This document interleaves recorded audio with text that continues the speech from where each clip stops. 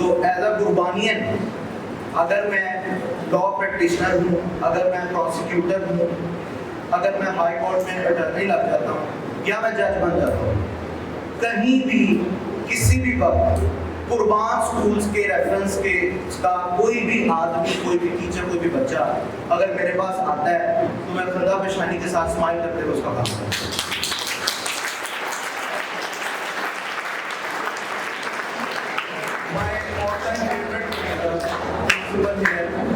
मैं नर्सरी से लेकर मैट्रिक तक यहीं पर पढ़ा। अगर मुझे कोई मेरे घर आकर आंखों पर पट्टी बांध दे और कहे कि आपने कुर्बान स्कूल जाना है, ऐसे ही पट्टी बांधे हुए देखे बगैर, और अपनी 10th ई में जाना है जहाँ पे आपका आखिरी साल गुजरा, तो आप यकीन करें मैं हल्फन कहता हूँ कि मैं पहुंचूंगा। मैंने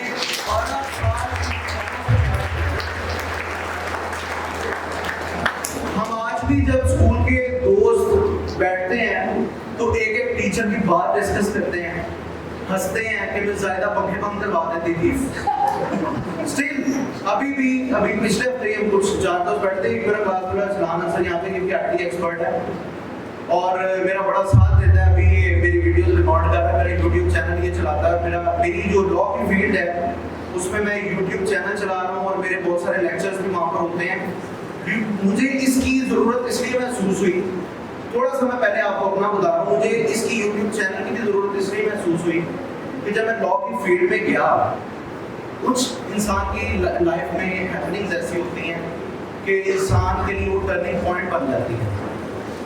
हमारे माशरे में जो सोशल इनजस्टिस है या जो ज़्यादती हैं, ख़वातीन की तरफ विरासत के हुकूक ना देना, हालांकि अगर आप देखें तो जी हमारी 98% मुस्लिम आबादी है पाकिस्तान की, और अगर आप हजरात को देखें कि अपनी बहनों को इससे कितने लोग देते हैं तो मेरा ख्याल वो 30% होगी। यानी कुल ही अल्लाह ताला से लड़ाई है। कुरान की आयतों का इनकार है कि अपने बहन को शादी देना, जो शादी करती है जहेज दे दिया बाप। तो इन चीज़ों की अब जब मैं एक टीनेजर को आपकी तरह, जिस तरह आप स्कूल में बैठे हैं, आपकी तरह बच्चे हमारे पास आते हैं हथकड़ियाँ लगी हुई, पुलिस वाले उनको लेकर आते हैं झूठे मुकदमात में डाल के 15-15 बच्चे, 20-20 बच्चे। ये अभी रिसेंटली मेरे पास केस है, बाबा पाकिस्तान में एक बच्चा बैठा हुआ था और पता नहीं वो क्या उसके साथ हुआ, पुलिस वाले से लड़ाई हुई, उसने उठा के ले गया, उसके घर वाले आए, उन्होंने पैसे नहीं दिए, 20 बच्चे डाल के उसको अंदर कर दिया। अभी रिसेंटली मैंने उसको बाहर निकाला। तो ये जो सोशल इनजस्टिस है हमारे माशरे में, ये टर्निंग पॉइंट था आपका। यहाँ पर मैंने सोचा कि मुझे किस तरफ जाना चाहिए।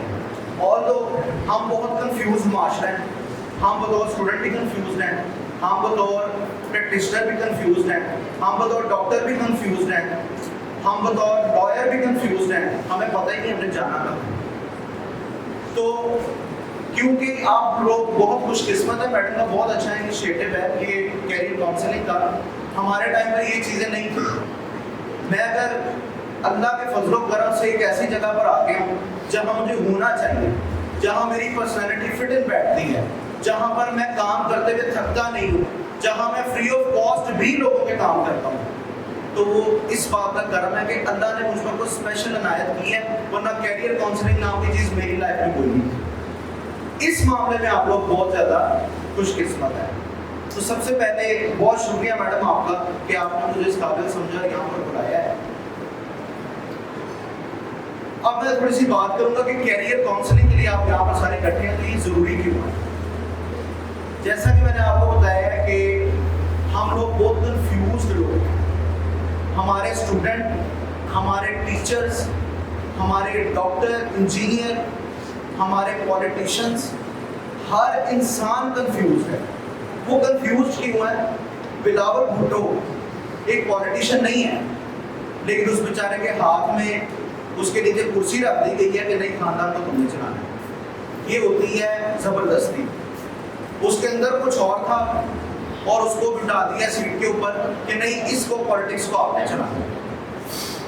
इसी तरह एक इंसान है, उसका दिल करता है कंप्यूटर चलाने को, उसका दिल करता है गेमिंग में उसका इंटरेस्ट है, गेम खेलने को दिल करता है, लेकिन या वो पढ़ मेडिकल कराया बेचारा, लेकिन वो सारा दिन यूट्यूब पे बैठ के ये सीखता रहता है प्रोग्रामिंग कैसे करनी है। तो ये उसके वालिदैन ने सजा दी। इस सरीहद जाती है उस बच्चे के साथ जिसका दिल करता है कि वो कंप्यूटर की फील्ड में जाए, वो IT एक्सपर्ट बने, वो सॉफ्टवेयर इंजीनियर बने। मैडम ने एक बहुत अच्छी बात की कि जायदा ने, गूगल का CEO इंडियन है, एप्पल में चले जाएं आपको वहां पर 25-30% लोग इंडियन मिलेंगे, इसके मुकाबले में 5% भी पाकिस्तानी नहीं है। बहुत बड़ी कॉल सेंटर इंडिया की इंडस्ट्री है, बहुत बड़ी सॉफ्टवेयर एक्सपोर्ट की इंडस्ट्री है। वो क्यों है? उनका इंटरेस्ट है उसमें। आप जबरदस्ती किसी से कोई काम नहीं करवा सकते, आप जबरदस्ती किसी को कुछ नहीं पढ़ा सकते। जिसका जिस पे इंटरेस्ट है वो उस पे बेस्ट है। मैं आपको अपना बताऊं, जब पापा के शहजादे पैदा होते हैं वो सारे डॉक्टर होते हैं, सारे के सारे वो डॉक्टर ही होते हैं। अब वो बेचारे के ऊपर थोप दी है, वो नर्सरी से डॉक्टर डॉक्टर डॉक्टर, वो मैट्रिक तक पहुंच गया, उसको पूछा ही किसी ने नहीं कि तुमने क्या बनना है। 9th क्लास में वो जब आता है उसका एडमिशन रुक जाता है, वो बेचारा सेंटर्स में फेल हो जाता है। ठीक है, घर जाता, पेरेंट टीचर मीटिंग होती है, कंप्लेन लेटर जा रहे हैं, बैग रख रहे हैं, मामा भी आ रही हैं, चाचू भी आ रहे हैं, कभी दोस्त, बड़े दोस्त होते हैं ना, उनको बड़ा भाई बना के ले आते हैं।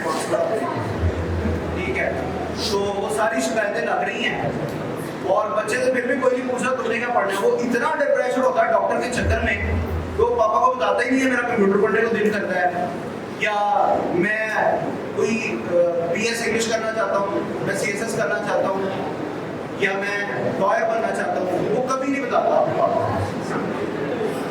वो आ जाती है घर पे, वो भी कहती है मेरे बच्चे को तो इतने नंबर आ गए, तुम्हारा बच्चा ही नालायक है। वो बच्चे फिर अंडर प्रेशर हो जाते हैं। यानी सारा प्रेशर कुकर बना हुआ है और बच्चे उसके अंदर है। बच्चे से चाहे कोई नहीं पूछ रहा तुमने क्या बनना है, जिंदगी उसकी है। पापा जब बच्चे की शादी हो गई, एक जिंदगी गुजार के गुजर जाएंगे, माँ बाप गुजर जाएंगी, पापा को तो मिलना किसी ने नहीं है। ठीक है, तो लेकिन बच्चे से तो पूछना चाहिए ना, बेटा आपने जिंदगी गुजारनी है, आपने क्या बनना है। नहीं, बच्चे से नहीं पूछना, बच्चा तो बेअक्ल होता है। बच्चा बेअक्ल होता है इसलिए मैटर पर पहुंच गया। ठीक, तो ये चीजें हैं कि मुझे बड़ी तकलीफ देती है और मैं अप्रिशिएट करता हूँ स्कूल को और मैडम मदिबा को, स्पेशली मैडम आपदा को, उन्होंने इस चीज़ की बुनियाद रखी है। यानी हम भी जब 9th 10th में थे तो मेरे घर में भी यही लड़ाई होती थी। मेरा भाई कहता था इसको नहीं से बाहर पढ़ी जानी, इससे कंप्यूटर पढ़ा लो। हालांकि आप यकीन करें मुझे मोबाइल भी सही चलाना नहीं आता, मैं इसी जनरेशन का आदमी हूँ, मेरा कंप्यूटर में भी कोई इंटरेस्ट नहीं है। IT एक्सपर्ट मेरा दोस्त बेटा मुझे कहता लैपटॉप ले लो, मैं कहता यार मैंने क्या करना है, बच्चों का आदमी होगा, बच्चे तो होते हैं। यानी मुझे लैपटॉप भी सही चलाना नहीं आता क्योंकि मेरा इंटरेस्ट ही नहीं है। मेरा इंटरेस्ट था हिस्ट्री में, मेरा इंटरेस्ट था आर्ट्स सब्जेक्ट्स में। मिस कंप्यूटर साहब बैठी है मेरे सामने, बहुत अच्छी, तो मेरा इंटरेस्ट था सोशल रिफॉर्म्स के अंदर।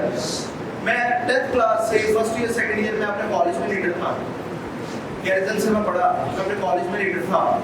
यहाँ भी टीचर्स के साथ मेरे पढ़े ही रहते थे।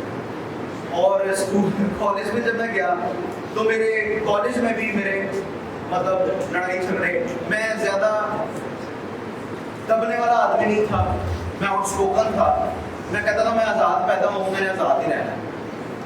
आज भी मुझे मेरे घर वाले बड़ा फोर्स करते हैं सिविल जज के एग्जाम्स को। मेरे लिए सिविल जज के एग्जाम्स कोई मुश्किल नहीं है, लेकिन मैं कमरे में बैठ के लोगों के फैसले करके 5 बजे घर जाके मुँह छुपा के बैठ के खाती नहीं। ना तो आप सिविल जज बन के किसी से मिल सकते हैं, ना तो आपकी अपनी कोई सोशल लाइफ है। यहाँ पर मैं आया हूँ, मैं आ भी नहीं सकता, किसी के साथ तस्वीर भी नहीं खिंचवा सकता, जनाब इंक्वायरी डाल देती है जैसा वो बोलते तो ये कैरियर काउंसलिंग इसलिए जरूरी है, जो मैंने सारी बातें आपसे की हैं, कि आपको पता होना चाहिए कि मेरा बेस्ट क्या है। आपने खुद को डिस्कवर करना है। आप पोइट अच्छे हैं, आप एक्टर अच्छे हैं, आप म्यूजिशियन अच्छे हो सकते हैं, आपका कॉस्मोफिजिक्स में इंटरेस्ट हो सकता है, आपका एस्ट्रोफिजिक्स में इंटरेस्ट हो सकता है, आप स्टीफन हॉकिंग की वीडियोस को देखते हैं, उसके बारे में रिसर्च करते हैं, आप अब्दुल रहमान चुक्का की पेंटिंग्स के लिए एग्जीबिशन देखने जाते हैं या उसके ऊपर रिसर्च करते हैं वो कैसा आर्टिस्ट था। आप अच्छे अच्छे पॉलिटिशियंस के डिबेट्स सुनते हैं। आपका एंकर कोई फेवरेट, आपका दिल करता है मैं एंकर बनूं, आपका दिल करता है मैं रिसर्च स्कॉलर बनूं, मैं पीएचडी करूं, आपका दिल करता है कि मैं एप्पल की कंपनी में जाके काम करूं, या मैं गूगल का सीईओ बनना चाहता हूं, मैं अपना बिजनेस स्टार्ट करना चाहता हूं। अगर ये सारे पापा के सुझाते डॉक्टर बन जाएंगे, मुल्क की इकोनॉमी किसमें चलाएंगे? बात सिर्फ इतनी सी, सारे डॉक्टर नहीं बन सकते, सारे इंजीनियर नहीं बन सकते। आपने खुद को डिस्कवर करना है कि आपके अंदर क्या है। आपके अंदर एक अच्छा एक्टर है, आपके अंदर एक अच्छा इंजीनियर है, आपके अंदर एक अच्छा डॉक्टर है, आप लोगों के साथ एम्पैथी शो करते हैं, आप सिंपैथी शो करते हैं, आप कमांडिंग बिहेवियर के मालिक हैं, आप सबमिसिव हैं, आप इंट्रोवर्ट हैं, आप एक्सट्रोवर्ट हैं। इन सारी चीजों को जो मैं टर्म्स बोल रहा हूं आपने सर्च करना है जाकर। आपने खुद को डिस्कवर करना है कि आप क्या हो। जब आप खुद को डिस्कवर कर लेंगे, I am this type of person, मैं इस तरह का बंदा हूं, आपको पता चल जाएगा आपकी फील्ड कौन सी।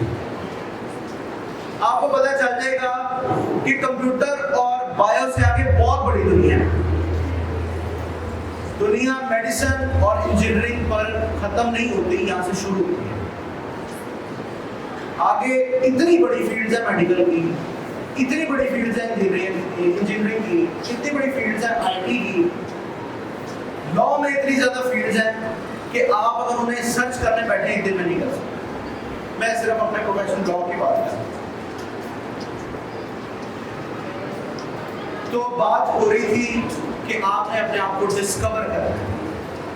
डिस्कवर कैसे करना है? अपनी आदत को देखना है कि आपको क्या अच्छा लगता है, किस काम में आप सारा सारा दिन लगाएं तो आप करते नहीं हैं, क्या काम अगर कोई दोस्त आपको कहे यार मेरा ये काम कर दो तो आप बड़े खुशी खुशी करते हैं, और वालिदैन आपको क्या पढ़ने के लिए कहे तो आपको बर्डन लगता है। ये चीजें होंगी जो आपको डिटरमिन करेंगी कि आपने अपनी लाइफ में आगे क्या करना है।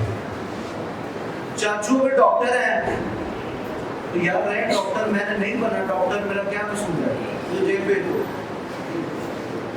नहीं बना डॉक्टर भाई, मेरा नहीं इंटरेस्ट है। मैं आपको अपनी बात बताऊं, मेरे लॉयर्स का डॉक्टर्स का बहुत ज्यादा जो होता है साथ होता है, क्योंकि हम मर्डर ट्रायल्स करते हैं, हम जब बेल से आर्ग्यू करते हैं तो उसमें MLCs होते हैं, मेडिकल लीगल सर्टिफिकेट्स, उसमें पोस्टमार्टम होते हैं, तो वो सारे जो होते हैं ना वो हम बिल बैठ के कर रहे होते हैं, तो बड़ा एक दूसरे का साथ होता है। मैं बताऊँ लॉयर एक कटी फटी लाश देख सकता हूँ, मैं एक आदमी को फायर्स लगे हुए हैं उसको देख सकता हूँ, एक आदमी पहचाना नहीं जा रहा उसको देख सकता हूँ, मुझे कुछ भी फर्क नहीं पड़ता। लेकिन अगर मुझे कहना कि बताओ डॉक्टर आप इसको सर्जरी कर दो तो मेरा दिल घबराने लगता है, क्योंकि मेरे अंदर डॉक्टर है ही नहीं, मेरे अंदर है ही लॉयर। बचपन से था, मैं बहुत ज्यादा आर्ग्यू करता था बचपन से, और आज मैं आपको अपना बताता हूँ कि मेरे साथ 400 का बैच पास आउट हुआ मेरे कॉलेज से, उसमें से तकरीबन 70-80 लड़के प्रैक्टिस कर रहे हैं, उसमें से आधे से ज्यादा मेरे पास आते ही हमारा केस कर रहे हैं। इसकी रीजन क्या है? हमने एक ही बैच से पढ़ा, एक ही कॉलेज से पढ़कर निकले, एक ही टीचर्स ने हमें पढ़ाया। तो ये फर्क क्यों है? फर्क ये है कि मैं बचपन से लॉयर था, मेरे अंदर बचपन से एक वकील था, लेकिन वो लड़के मजबूरी से आए, किसी का एडमिशन नहीं हुआ, किसी के वालिद का बिजनेस था, उन्होंने कहा यार पुलिस बड़ा काम करती है वकील बन, किसी के वालिदैन पे केसेस थे, किसी के फैमिली केसेस थे, उन्होंने कहा वकील बन लो। भाई उनका इंटरेस्ट नहीं, आपने वकील बना लिया, उनको मौज करें, वो फिर भी कुछ नहीं करते, वो सारा दिन आते हैं बैठते हैं चले जाते हैं, कोई काम नहीं करते।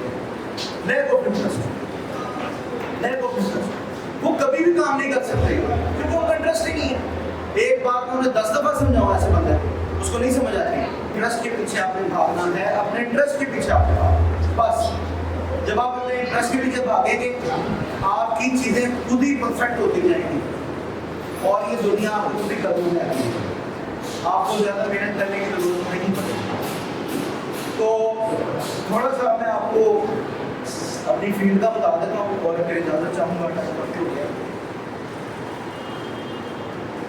अब वकील बनने के लिए ना आपको यहाँ से मैट्रिक करना है, उसके बाद एक अच्छे से कॉलेज से अपनी पसंद की कोई भी डिग्री कर लेनी है, ICS कर रहे हैं, ICOM कर रहे हैं, FA कर रहे हैं, FSC कर रहे हैं, लेकिन मामू चाचू के कहने पे नहीं जॉब का दिल करेगा वो करेगा। अगर कोई इरादा रखता है वकील बनने का।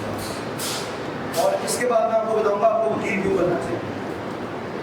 तो इंटर की डिग्री करने के बाद HEC आपका हायर एजुकेशन कमीशन आपका एक टेस्ट लेगी, लैट लॉ एडमिशन टेस्ट। वहाँ से वो उसमें जनरल नॉलेज होता है, कुछ इंटर बेस्ड जो होते हैं क्वेश्चन आंसर होते हैं, देखते हैं बच्चे में क्या एप्टीट्यूड है, लॉ पास सकते हैं। जब वो आप पास कर लेंगे तो आपके एडमिशन होंगे। यूनिवर्सिटी ऑफ लाहौर करवा रही है, ब्राउन्सली करवा रही है, और यूनिवर्सिटी लॉ कॉलेज है, बहुत अच्छा कॉलेज है, बड़ा सारी कॉलेज है, और सबकी कोशिश यही होनी चाहिए कि हम कहीं से पढ़ें। और इसके अलावा यूनिवर्सिटी भी करवा रही है। तो डिफरेंट इंस्टीट्यूशन आप जो बात जाके करना चाहें वो भी ऑप्शन हैं। तो जब आपका एडमिशन हो जाएगा, 5 साल आपने मेहनत करनी है, आप पास आउट हो जाएंगे किसी भी यूनिवर्सिटी से जिसमें आपका एडमिशन होगा। पास आउट होने के बाद जब लास्ट ट्रांसक्रिप्ट और रिजल्ट आपके हाथ में आ जाएगा तो आपने किसी मेंटोर को ज्वाइन करना है, किसी सीनियर को ज्वाइन करना है, किसी फर्म को ज्वाइन करना है। 6 महीने वहाँ पे इंटीग्रेशन आपने गुजारनी है।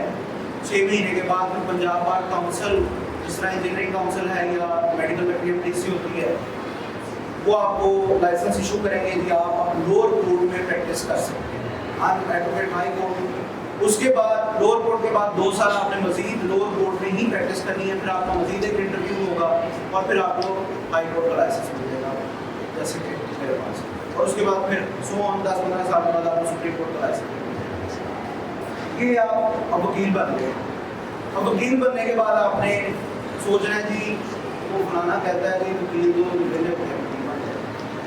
कभी आप आकर देखें पाकिस्तान में सबसे ज़्यादा करोड़ अगर कोई बंदा बिजी होता है तो एक दिन में मेरे 10-10 केसेज हैं और मैंने अपने कलीग्स को खड़ा किया होता है हाई कोर्ट में। एक कोर्ट में मैं आर्गूमेंट्स कर रहा होता हूँ, 9 बाकी जो कोर्ट्स होती हैं वहाँ पर सिर्फ मेरा मुंशी, मेरा क्लर्क या मेरा कोई कलीग खड़ा होता है ये कहने के लिए इन सब दूसरी कोर्ट में आ गए। तो ये मामला है सबसे बिजी पर्सन जो इंटरेस्ट लेकर करता है काम, जिसका इंटरेस्ट है, जो बाकी वकील है। बाकी जिसने मौज करनी है वो तो जिस भी फील्ड में चला जिसने मौज ही करनी है। तो इस तरह से आपने जॉब की फील्ड को ड्रॉप किया है, आप लॉयर बन गए, अब आप प्रैक्टिस करेंगे। इसके आगे आपका बहुत ब्राइट फ्यूचर है। पंजाब असेंबली के अंदर कितनी बड़ी बड़ी सीट्स हैं, वापडा के अंदर, सुई गैस के अंदर, जितने डिपार्टमेंट्स पाकिस्तान में मौजूद हैं, हर डिपार्टमेंट में 20-20, 25-25, 30-30 सीटें लिमिटेड बाय परमानेंट फैकल्टी भी को रखते हैं इसकी लॉयर्स की, अपने पास लॉ ऑफिसर रखते हैं, लीगल एडवाइजर भी रखते हैं। उसके बाद आप सिविल जज बन सकते हैं सिर्फ 2 साल की प्रैक्टिस के बाद। जब आपको हाई कोर्ट का लाइसेंस मिला, साथ ही आप पेपर देके सिविल जज बन सकते हैं। आप पब्लिक प्रोसिक्यूटर बन सकते हैं, बड़ी हैंडसम सैलरीज हैं और बड़ा, जिसे आप आपकी जुबान में या हमारी आम जुबान कहते हैं शशके, तो पास से नहीं गुजरता जज साहब के पास में होता है, ऐसा थोड़ी दूर की बात ये है कि अगर आपने लॉ इज अबाउट 3 P's, ये मेरा अपनी थ्योरी है, law is about 3 P's, Prestige, power और पैसा। 3 चीजें आपको यहाँ पर मिलेगी, प्रेस्टीज, पावर, पैसा। इज्जत भी मिलेगी, पावर भी मिलेगी, पैसा भी मिलेगा, लेकिन तीनों चीजों को आपने यूज नहीं करना। और सिविल जज के बाद आपके पास, अगर आप सिविल जज की ऑप्शन नहीं लेना चाह रहे, आप मजीद अपनी प्रैक्टिस को खूबसूरत बनाएं और 10 साल बाद या 8 साल बाद आप एज प्रोसिक्यूटर हाई कोर्ट जा सकते हैं, deputy prosecutor general, assistant prosecutor general, additional prosecutor general high court में आप एडिशनल सेशन जज के एग्जाम दे सकते हैं। और जो जो आप पावरफुल सीट सोच सकते हैं वहाँ पर आप पहुँच सकते हैं। जो जो पावरफुल सीट आप सोच सकते हैं या आप ख्वाहिश कर सकते हैं, ये किसी और फील्ड में ये चीज़ नहीं है, ये सिर्फ लॉ की डिग्री में पावर है कि आप जितनी पावर चाहे गेन कर सकते हैं, आप जितनी इज्जत चाहे ले सकते हैं और आप जितना पैसा चाहे कमा सकते हैं। हमारे पास लाखों से स्टार्ट होने वाले वकील हैं और 10-10 करोड़ रुपया फीस है। कोई डॉक्टर मुझे पाकिस्तान का बताएं जो 2 करोड़ की सर्जरी के कर सकते हैं, कोई डॉक्टर पास। कोई भी नहीं। मैं आपको यहाँ पर 10 वकील बता सकता हूँ। मेरे उस्ताद हैं चौधरी बाबू भाई साहब, उनकी स्टार्टिंग जो फीस है वो 30 लाख, 5-6 लाख मैं लेता हूँ, 2 लाख भी लेता हूँ, लाख भी लेता हूँ, केस टू केस वेरी कर। आजम नज़ीर तारड़ साहब अभी रिसेंटली हमारे मेंटर हैं, हमारे ग्रुप का हिस्सा हैं, लॉ मिनिस्टर हुए हैं। उनकी स्टार्ट होती है मास्टर के लिए भी रहे हैं और उसी चक्कर में माशाल्लाह लॉ मिनिस्टर भी उन्होंने कहा हमारे केस को कर दो, तुम्हें लॉ मिनिस्टर बना देंगे। लॉ मिनिस्टर बन गए तो उनकी जो फीस है वो 50 लाख करोड़ से स्टार्ट होती है और अब तो 50 करोड़ की तरफ दो। मुझे कोई डॉक्टर ला कर दिखाए जो इतने पैसे कमाता है, मुझे कोई डॉक्टर ला कर दिखाए जो आईजी को कहे चुप करो तो चुप करता है, मुझे वो डॉक्टर ला कर दिखाए जिसके आगे असिस्टेंट कमिश्नर चुप कर जाए, जिसके आगे असिस्टेंट कमिश्नर नहीं बोलता, मुझे वो ऑफिसर वो ब्यूरोक्रेट ला कर दिखाएं जो जज साहब लोग हैं, जज साहब आप चुप करें, मेरी बात सुने, मैं आपको बात सुनाने या सुनने नहीं है।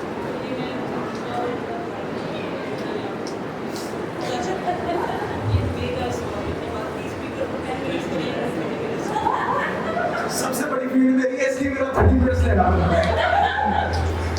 10 करोड़ वाला भी आगे दिखाएगा।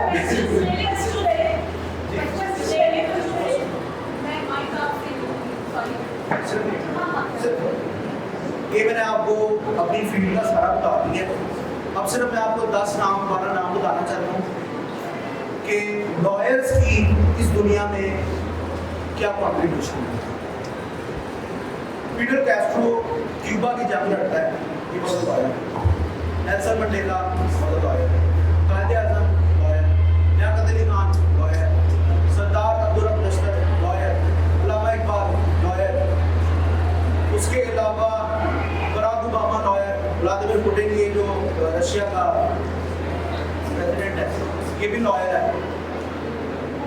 गांधी साहब, महात्मा गांधी वो भी लॉयर है और बड़े अच्छे लॉयर थे, 25 साल उन्होंने प्रैक्टिस की। और अभी प्रेजेंट टाइम्स में मैं आपको लॉयर बताता हूँ, आपकी समझ में कितने बात है।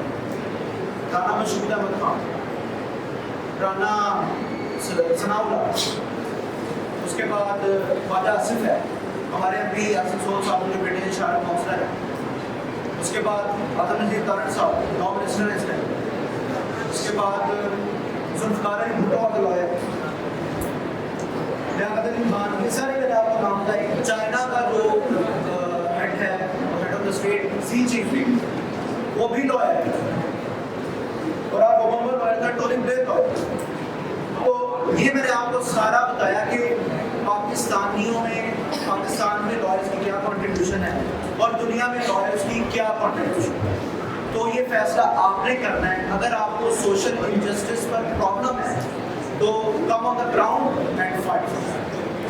घर बैठकर आपने ये टीवी की खबरें सुनकर ये बातें नहीं करनी कि पुलिस ऐसे करती है, वो ऐसे करता है, ये ऐसे करता है। अगर आपको तकलीफ है ग्राउंड में है, थैंक यू।